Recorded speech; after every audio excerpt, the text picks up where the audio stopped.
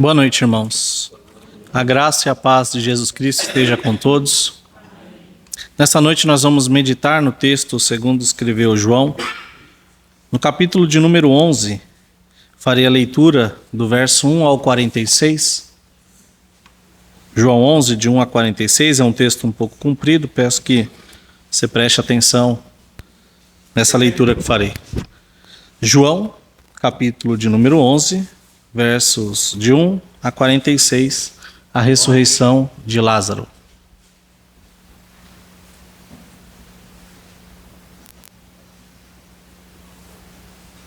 Estava enfermo Lázaro de Betânia, da aldeia de Maria e de sua irmã Marta.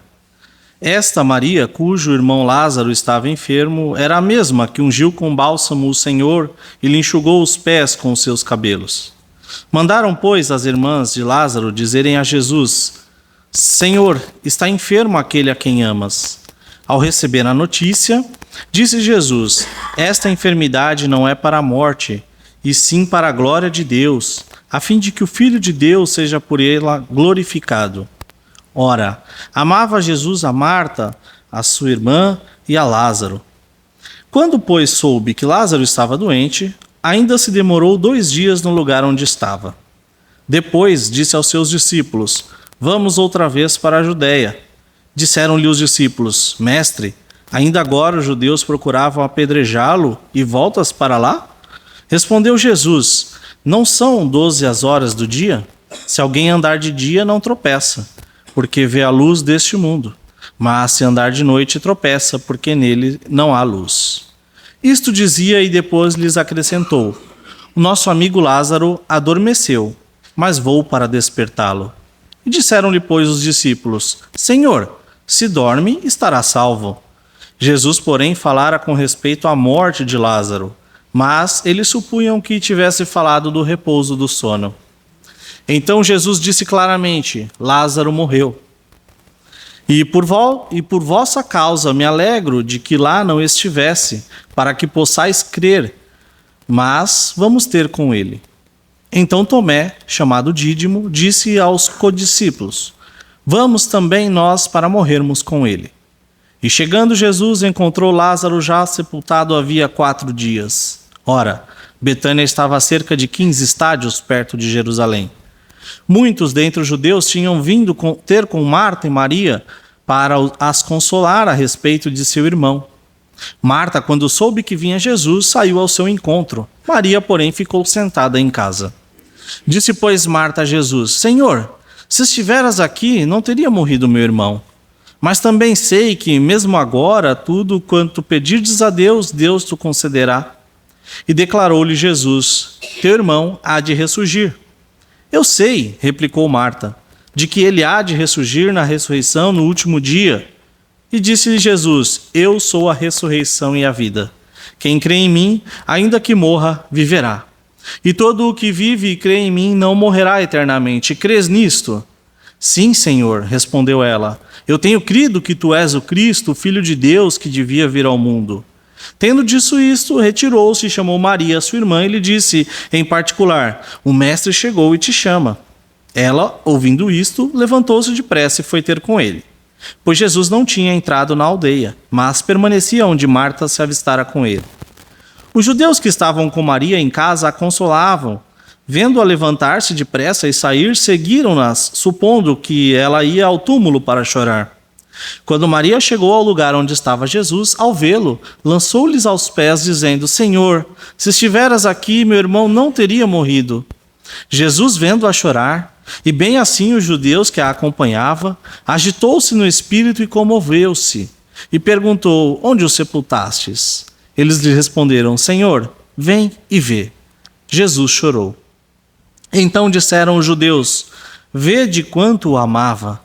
Mas alguns objetaram: Não podia ele, que abriu os olhos do cego, fazer que este não morresse? Jesus, agitando-se novamente em si mesmo, encaminhou-se para o túmulo. Era uma gruta e cuja entrada tinham posto uma pedra. Então ordenou Jesus: Tirai a pedra. Disse-lhe Marta, irmã do morto: Senhor, já cheira mal, porque já é de 4 dias. Respondeu-lhe Jesus: Não te disse eu que se creres verá a glória de Deus? Tiraram então a pedra. E Jesus, levantando os olhos para o céu, disse: Pai, graças te dou porque me ouviste. Aliás, eu sabia que sempre me ouves, mas assim falei por causa da multidão presente, para que creiam que tu me enviaste. E tendo dito isto, clamou em alta voz: Lázaro, vem para fora. Saiu aquele que estivera morto, tendo os pés e as mãos ligados com ataduras e o rosto envolto num lenço. Então lhes ordenou Jesus: desatai-o e deixai-o ir. Muitos, pois, dentre os judeus que tinham vindo visitar Maria, vendo o que fizeram Jesus, creram nele. Outros, porém, foram com os fariseus a lhes contar dos feitos que Jesus realizara. Amém. Uma história um pouco comprida, porém bastante conhecida da parte da igreja, ao qual nós queremos discutir acerca dos propósitos de Deus na ressurreição de Lázaro. Somente para contexto dos irmãos, quando vocês vêm aí falando sobre uma preocupação dos discípulos em relação a Jesus voltar para Jerusalém, é porque alguns judeus planejavam apedrejá-lo. Se você voltar no capítulo 9 e 10, você vai ver que Jesus havia curado um cego, e isso havia sido num sábado. E os judeus então discutiam acerca deste milagre, e depois, quando Jesus vem a falar sobre o bom pastor e as suas ovelhas, eles se revoltam mais ainda e querem apedrejar Jesus. Quando Jesus então se distancia para além do Jordão, e lá ele está quando chega essa notícia. Esse milagre que nós vamos falar aqui de Lázaro é o 7º milagre que João relata no seu evangelho. Sabemos que o evangelho de João ele foi escrito para que as pessoas creiam que Jesus é o Cristo. Para aqueles judeus que não criam nisso, veem que ele é de fato o Filho de Deus. Então nós vemos aí 6 milagres. Nós já falamos aqui do 7º, que é a própria ressurreição de Lázaro. Falamos do 6º, que é a cura desse cego. O primeiro foi transformar a água em vinho num casamento em Caná. Depois, Jesus curou o filho do oficial do rei. O terceiro, ele fez andar um paralítico em Betesda. No quarto, multiplicou pães e peixes. E no quinto, ele andou sobre as águas.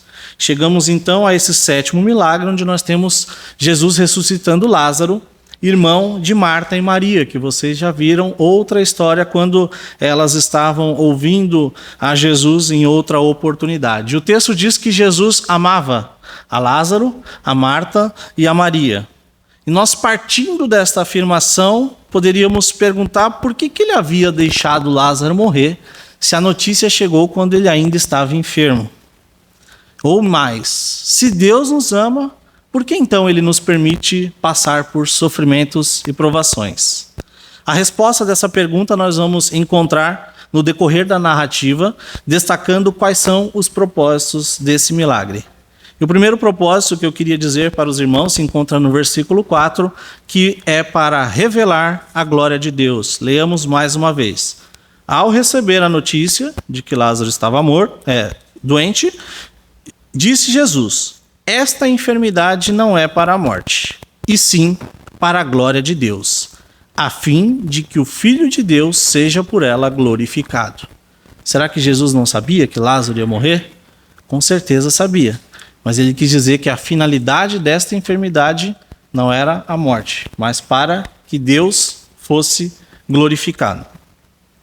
Nesse verso de número 5, na sequência, vai demonstrar de que Jesus amava a Lázaro e os seus familiares. Eles tinham já um relacionamento de algum tempo, um relacionamento de alguma forma próximo, e esse inclusive foi o argumento que as irmãs de Lázaro usaram para tentar convencer a Jesus a voltar para perto de Jerusalém, onde queriam apedrejá-lo. Disseram a quem foi levar a notícia que, olha, Lázaro, sabe aquele que o senhor ama? Ele então está doente. O senhor não quer ir lá curá-lo? Este foi o argumento. O senhor o ama. Talvez isso servisse para convencer a Jesus, de enfrentar aqueles judeus que queriam matá-lo próximo de Jerusalém. Afinal, nós podemos abrir uma exceção ou fazer algum favor quando é alguém que nós amamos. E assim foi usado para convencer a Jesus Cristo. Mesmo sabendo da enfermidade de Lázaro, o autor relata que Jesus demorou mais 2 dias no lugar onde ele estava. E por que nós percebemos que esses 2 dias são importantes? Esta aparente demora fazia parte desse plano, ou melhor, do propósito de revelar a glória de Deus. Por quê? Para os rabinos da época, uma pessoa era considerada de fato morta, ou não se podia fazer mais nada, nem orar, que não adiantava, após 3 dias. Se em até 3 dias a pessoa não levantasse, de fato ela estava morta e nada mais poderia ser feito. Então, se você somar a distância que tinha entre a cidade em que estava Lázaro e a cidade em que estava Jesus, era por volta de 30 a 32 quilômetros. Como não existia carro, o mensageiro provavelmente foi a pé, demorou 1 dia para chegar lá. Então ele saiu, demorou 1 dia, Jesus esperou mais 2, aí já temos 3. Depois Jesus vai com os discípulos, nós chegamos ao 4º dia. Então Jesus chega propositadamente ao 4º dia, quando nós vemos até no texto falando, não adianta o Senhor chegar agora, já tem 4 dias que nós o sepultamos. Então ele provavelmente morreu no dia em que o mensageiro saiu para anunciar que ele estava doente. Passados esses 2 dias, Jesus Cristo vai convocar os discípulos que o acompanhem. Nós vemos aí no verso 7. Depois disse aos discípulos, vamos outra vez para a Judéia, mesmo correndo o risco de ser apedrejado por aqueles judeus que estavam perseguindo. E depois ele os exorta acerca da compreensão que eles tinham acerca do sono ou da morte de Lázaro. Eles questionavam, mas Lázaro está doente, o que acontece? Jesus disse, Lázaro adormeceu, mas eu vou acordá-lo. E aí eles entenderam de que era somente um sono, como nós temos, mas Jesus explica que de fato esse sono de Lázaro é que ele havia morrido. Isso prova mais uma vez de que de fato ele estava morto. No verso 14 nós também vamos ver Jesus dizendo claramente aos seus discípulos, Lázaro morreu. Agora você imagina a interrogação na cabeça desses discípulos. Peraí, se ele já morreu, para que a gente vai enfrentar, passar esse perigo e ir até lá se de nada vai adiantar? Mas aí nós temos que lembrar que o tempo de Deus, que na Bíblia é chamado de Kairos, é diferente do meu e do seu tempo, que nós estamos vendo no relógio, que é o tempo Cronos, onde nós podemos cronometrar. Nós temos que entender de que Deus ele nem se atrasa e nem se adianta, mas sim age no tempo certo, de acordo com seus planos. Afinal, nenhum plano de Deus é frustrado. Dele é tanto o querer quanto o realizar. Então nós temos que entender que se por acaso Deus ainda não respondeu aquela sua oração, seja pela salvação de um familiar, seja por um noivo, uma noiva, um emprego dos sonhos, a geração de um filho, qualquer que seja o nosso motivo de oração, ele não te esqueceu. Ele não está atrasado nesse propósito. E muito menos deixou de te amar. Porque nós lemos lá que Jesus amava Lázaro. E com certeza ele nos ama. Porque a palavra diz que nós só o amamos porque ele nos amou primeiro. E assim nós temos que crer que esse propósito de revelar a glória de Deus é o que faz com que Deus permita que nós passamos por alguns sofrimentos, como estava passando a família de Lázaro. Mas além de revelar a glória de Deus, o sofrimento trazido aqui, nesse relato da ressurreição de Lázaro, vai ter um segundo propósito. E esse propósito foi despertar a fé dos ouvintes. Queria destacar 2 versículos e depois nós vamos discorrer um pouco mais.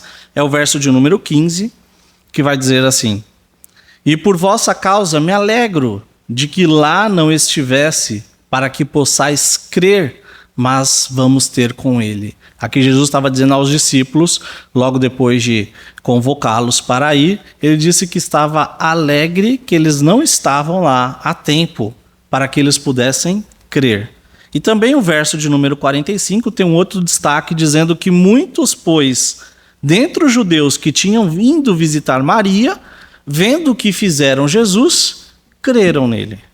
Ou seja, eram pessoas que tinham visto aquele velório acontecendo, o sepultamento, provavelmente conheciam Lázaro e foram lá para consolar a família e ao ver o que Cristo fizeram, também creram nele. Então, o propósito da ressurreição de Lázaro, com esse tempo que nós não tínhamos entendido até então, o tempo de Deus, foi para despertar a fé dos ouvintes. Afinal, Jesus teria poder para mandar curar Lázaro à distância. Ele já tinha feito isso. Abre comigo em João, capítulo 4, do 46 ao 51. Esse é um dos milagres que Jesus fez à distância. Lembrando que não tinha Bluetooth, não tinha internet, não tinha SAMU, não tinha nada para mandar à distância alguém que curasse, mas sim só pela palavra de Jesus um jovem foi curado. João 4, o verso 46 ao 51 vai dizer assim, ó: Dirigiu-se de novo a Caná da Galileia, onde da água fizera vinho. Ora, havia um oficial do rei cujo filho estava doente em Cafarnaum. Tendo ouvido dizer que Jesus viera da Judéia para a Galiléia, foi ter com ele e lhe rogou que descesse para curar seu filho, que estava à morte. Então Jesus lhe disse: Se porventura não virdes sinais e prodígios, de modo nenhum crereis. Rogou-lhes o oficial: Senhor, desce antes que meu filho morra. Vai, disse Jesus, o teu filho vive. E o homem creu na palavra de Jesus e partiu. Já ele descia, quando os seus servos lhe vieram ao encontro, anunciando-lhe que o seu filho vivia. Então Jesus podia ter feito assim com Lázaro também, curado à distância, mas não era este o propósito de Deus. Porque nessa ressurreição de Lázaro, ele pôde dar prova da fé dos discípulos, ele pôde dar prova da fé também dos judeus que estavam nesse sepultamento e também de Marta, onde nós vamos começar a ver a conversa dela com Jesus. Marta, dentre as irmãs, que se você se lembrar na história anterior, é a que estava preocupada com os afazeres da casa. Então, óbvio que ao ouvir que estava chegando Jesus, quem que já sai correndo ao encontro de Jesus? Marta. Então você já imagina o perfil dela, né?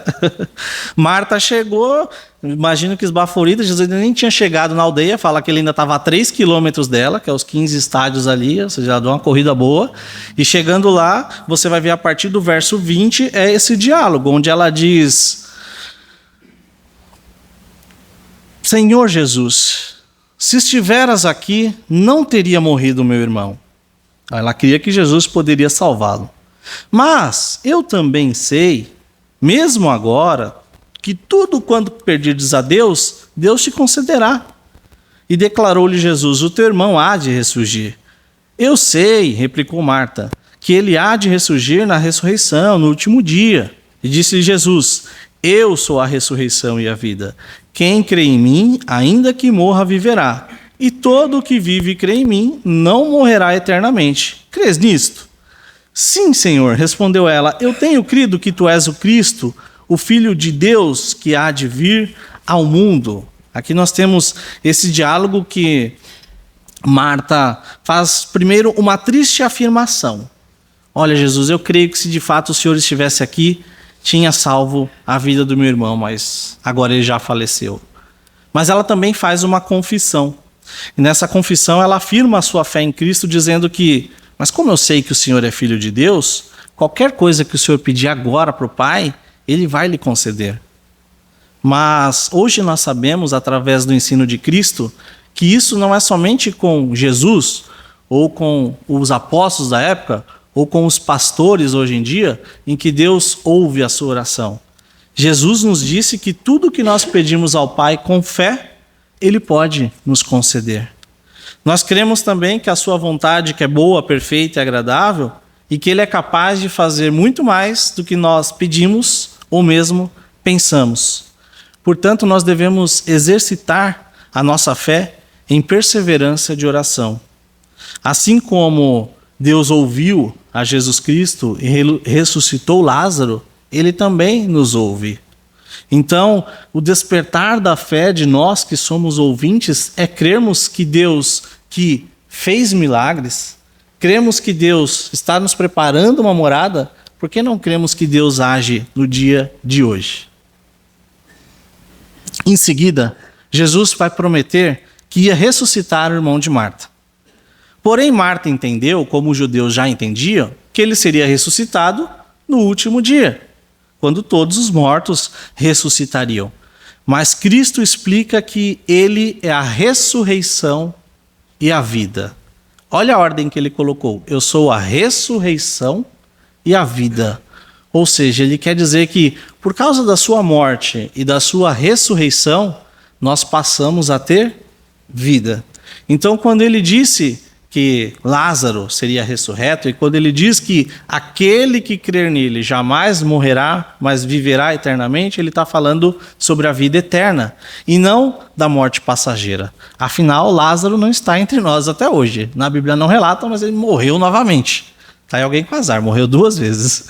Mas na primeira Jesus o ressuscitou, e na segunda não mais. Somente quando Cristo voltar novamente. Lázaro descansa entre aqueles que também Cristo já chamou. A morte e a ressurreição de Cristo é que são a garantia de que nem mesmo a morte pode nos separar do amor de Deus. E que para o cristão a morte física, aquela quando nós vamos para debaixo da cova, ela é apenas o começo da vida gloriosa na presença do Pai. E assim ele explica para Marta e assim explica para nós. Você crê nisto? Então passe a exercitar a sua fé sabendo que o mesmo Deus que fez as maravilhas no passado e que agiu também naquele milagre, é o Deus que é capaz de realizar os milagres na sua vida, dentro do seu lar, na nossa igreja, aonde quer que nós estejamos, Deus ainda realiza milagres. Jesus não está também alheio aos nossos sofrimentos. A gente vai dizer, mas ele era Deus, sabia já de todas as coisas. Mas nesse texto tem alguns relatos ricos aqui demonstrando que Jesus era homem. Dentre eles, um versículo muito famoso, eu espero que você decore pelo menos ele da Bíblia, que é o menor de todos, que é o Jesus chorou. O verso 35 mostra de que ele ficou tão comovido a ver aquelas pessoas tristes que ele também se entristeceu com aquilo que acontecia. E antes ainda fala que ele, vendo tudo aquilo, ele se comoveu com aquelas pessoas. Inclusive teve alguns que falaram, nossa, olha, ele está comovido. Aqui no verso de número 36. Então disseram alguns judeus, vede o quanto ele o amava. Sabe aquela cena de velório que tem os grupos, né? Tem um pessoal lá chorando, Jesus está lá chorando, e tem um grupinho, olha, realmente ele amava esse moço, né? Mas tinha um outro grupinho lá no verso 37, que sempre tem no velório também, mas alguns objetavam, não podia ele que abriu os olhos do cego fazer com que este não morresse? Né? Então, eles também duvidavam, se há poucos dias ele estava aqui curando um cego, era só fazer com que esse não morresse, né? Alguns comentários também desnecessários aí nesse funeral. Nós vemos então que Cristo não estava alheio aos nossos sofrimentos, e essa não foi a maior prova. A maior prova de que Cristo não estava alheio ao nosso sofrimento e que de fato sofreu foi quando ele foi à cruz carregando o meu e o seu pecado.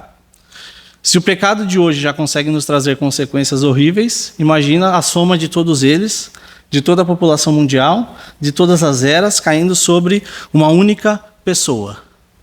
E ali ele morreu, mas nós sabemos que ele venceu a morte, e por ter vencido a morte, nós também venceremos e ressuscitaremos no último dia. Mas a ressurreição de Lázaro por Cristo tem ainda outro propósito. Reforçando o que nós já falamos acerca de revelar a glória de Deus e também despertar a fé daqueles que ouviam naquela época e de nós que ouvimos hoje, a ressurreição de Lázaro demonstra que Jesus Cristo cumpriu a vontade do Pai. E também traz para nós que nós devemos cumprir a vontade de Deus. Veja que no verso 8, os discípulos têm uma preocupação em relação à integridade física de Jesus. Mestre, ainda agora os judeus procuravam apedrejar, e o senhor vai voltar lá? Não sei se era preocupação mesmo ou vocês estavam com medo, mas eles aqui estavam preocupados. Como que o senhor vai lá, para quê? No verso 16, Tomé, aquele que só acredita vendo aqui, mostrou que assumia a responsabilidade. Bateu no peito e incentivou os companheiros e disse o quê? Vamos também nós, para morrermos com ele. Tomé não era profeta, mas eles não morreram nesse dia, mas morreram por Cristo. Muitos deles crucificados, decapitados, né? Por causa do amor ao Evangelho de Deus, eles cumpriram a vontade de Deus, pregando o Evangelho, e sofreram por causa do Evangelho, e morreram por conta disso. Mais do que isso, nos versos 47 a 53, esse nós não lemos, mas eu farei essa leitura, diz assim: então, os principais sacerdotes e os fariseus convocaram o sinédrio e disseram: que estamos fazendo uma vez que este homem opera muitos sinais? Se o deixarmos assim, todos crerão nele. Depois virão os romanos e tomarão não só o nosso lugar, mas a nossa própria nação. Caifás, porém, um dentre eles, sumo sacerdote naquele ano, advertiu dizendo: vós nada sabeis, nem considerais que vos convém que morra um só homem pelo povo e que não venha a perecer toda a nação. Ora, ele não disse isso de si mesmo, mas sendo sumo sacerdote naquele ano, profetizou que Jesus estava a morrer pela nação. E não somente pela nação, mas também para reunir em um só corpo os filhos de Deus que andam dispersos. Desde aquele dia, resolveram matá-lo. Então, você lembra que alguns judeus que viram o milagre de Jesus creram nele. Já outros foram lá fofocar, contar para os grandes: Jesus está operando milagres por aí, continua, hein? Não parou. Você acha que curar um cego foi muito? Ressuscitou um outro ali agora. E aí eles começam a discutir: o que a gente vai fazer com esse cara? Se ele continuar assim, vão acabar crendo nele, e aí os romanos vão vir e vão tomar tudo aqui, não vamos deixar assim não. Né? Ali eles já estavam começando a planejar a morte de Jesus Cristo. Então esses versos mostram que Jesus, ao ressuscitar Lázaro, dá o start nos seus últimos dias. Se você continuar a ler João, você vai ver que quando ele volta para Jerusalém, de forma triunfal, passado poucos dias, a população solicita que ele seja crucificado. Contudo, esse rico relato de João nos chama a atenção para também a nossa responsabilidade, não somente a de Cristo em cumprir a vontade de Deus.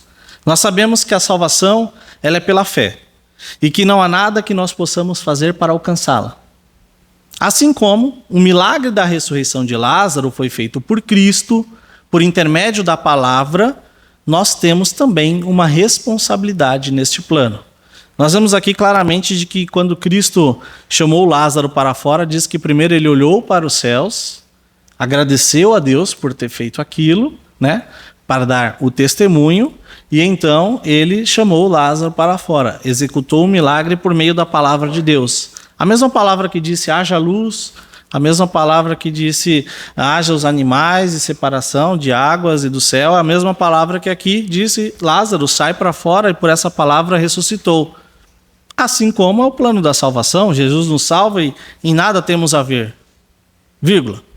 Nós temos responsabilidade dentro deste plano. Porque mesmo em meio àquele clima triste, onde uns choravam, outros faziam comentários desnecessários, Jesus dá uma ordem para aquelas pessoas que lá se encontravam. Qual foi a ordem? Tirai a pedra. Para que Lázaro pudesse sair, era necessário que aquela grande pedra se removesse. Peraí, Jesus não podia fazer o milagre completo? Né? Igual no filme? A pedra sai, Lázaro sai para fora, tira a faixa. Não. Nessas 3 ações, Jesus executou somente uma. Lázaro sai para fora. Quem tirou a pedra? Os que estavam lá. Quem tirou as faixas que estavam em Lázaro? Também os que estavam lá. O que significa isso para nós? Porque Maria já tinha até dito, aliás, Marta, Jesus, para que nós vamos tirar isso aí, essa pedra? Já tem 4 dias, imagina o cheiro que está isso aí. Né? Ela fala isso, quando Jesus manda remover a pedra. Mas muitas vezes nós também agimos da mesma forma que Marta. Nós cremos que Cristo venceu a morte e que Ele é capaz de executar esse milagre. E que por meio do seu sacrifício nós temos vida eterna e que também vamos desfrutar das bênçãos de Deus nas nossas vidas. Mas, assim como Marta, nós temos resistência em tirar as pedras. Nós resistimos em tirar os obstáculos que nos separam de viver aquilo que Deus tem preparado para nós, para aqueles que amam e vivem segundo o seu propósito, duvidando muitas vezes de que de fato todas as coisas vão cooperar para o nosso bem. Nessa noite, o que tem impedido de você crer nessa obra salvadora de Cristo e, mais do que isso, cumprir a vontade de Deus, removendo as pedras? Nós devemos refletir individualmente, consultar a nossa mente, o nosso coração, o nosso íntimo, de quais são as pedras que estão nos impedindo de ver o milagre de Deus todos os dias na nossa vida, de quais são as ataduras que cheiram mal, que estão envolvendo e, mais do que isso, nos impedindo de caminhar. Porque imagina que não é possível caminhar todo envolto em faixas. Nós devemos, de fato, remover a pedra, retirar a atadura e caminhar em direção ao autor e consumador da nossa fé, assim como fez Lázaro naquele dia. E o meu desejo é que, de fato, você possa enxergar o propósito de Deus em todas as coisas. E ao enxergar o propósito de Deus, que você passe a glorificar a Deus através de todos os atos da sua vida, assim como os que Jesus fez aqui neste milagre. E que, ao você glorificar a Deus com os seus atos, o que vai acontecer? As pessoas que o rodeiam vão ver o seu testemunho e vão exercitar também a sua fé. Ou seja, muitos virão a crer por intermédio da sua ação, da sua atitude, do seu bom exemplo. E, ao eles encontrarem a Cristo, através do seu testemunho, da sua fé, da pregação da palavra, e o milagre acontecer nas suas vidas também, eles serem salvos, então nós todos juntos vamos poder despertar dessa nossa fé e juntos cumprir a vontade de Deus até que Ele venha. É nisso que nós cremos e é nisso que nós temos que perseguir. Entender que em tudo Deus tem um propósito. Em nada Deus se atrasa. Em todas as coisas Ele tem feito a sua vontade. E que nós fazemos parte deste plano. Este plano que deve despertar a nossa fé. Que não nos deve deixar adormecidos ou duvidando de fato de que Cristo pode agir em meio às dificuldades. E mais do que isso, não fiquemos parados, mas cumpramos a vontade de Deus. Façamos o que tem que ser feito. Ainda que enfrentando os adversários, como os discípulos fizeram, ainda que viessem depois a crucificar a Cristo, então não se preocupe, porque de fato o que vier a acontecer, Deus já tem preparado, Deus já sabe dessas coisas, Ele só quer que você de fato cumpra a sua vontade e assim glorifique a Deus. Este foi o 7º milagre de Jesus Cristo, revelando assim que Ele era Deus encarnado. Eu espero que na sua vida, nesta noite, você de fato possa refletir acerca dos empecilhos, retirá-los da frente e de fato viver para a glória daquele que morreu por você. Amém.